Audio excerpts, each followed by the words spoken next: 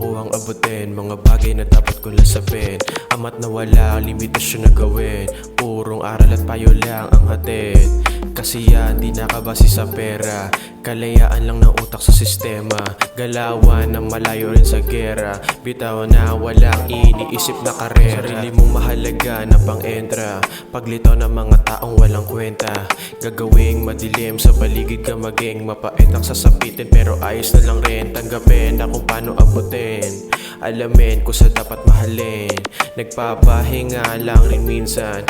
Pagpagod na buong bitbit at maliban na lang kung kailangan pang gawin. Para sa akin at kay isip pati na rin. Sa pamilyang walang humpay ang pagmamahal. Tunay hanggang okay ay tumatagal. Samahan walang tulad at magtatagal. Asahan puro buhay lang rin ang andar. Wala nang dapat patunayan sa inyo.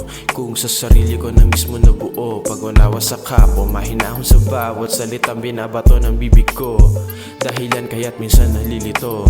Kaya naiintindihan ko rin kayo. Ano bang ginagawa mo sa buhay mo ngayon? Bakit wala kang plano?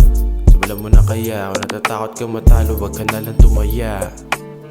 Huwag ka na lang tumaya. Panahon na para di ka na mag-alangan. Panindigan mo na ang dapat panindigan.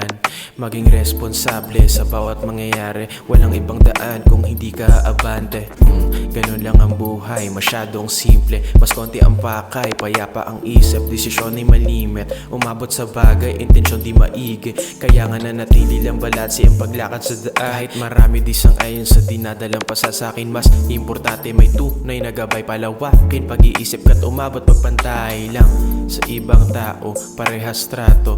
Tunay ang sandata kahit walang yatrapo. Barubal gago, nasanay na ako kung paano tayo likahan ang sariling tunog. Maging malikain, gautong mabusog. Maisalin at maihain sa nakikinig ng maramdaman nilang hindi ka daw salanggot ka ng sariling tunog. Maging malikain, gautong mabusog. Maisalin at maihain sa nakikinig ng maramdaman nilang hindi ka lang salanggot. One day, makukuhang abutin mga bagay na dapat kong lasapin. Ama't nawala ang limitasyon na gawin. Purong aral at payo lang ang hatid. Kasi yan di nakabase sa kalayaan lang ng utak sa galawan na malayo rin sa bitaw na walang iniisip na karera.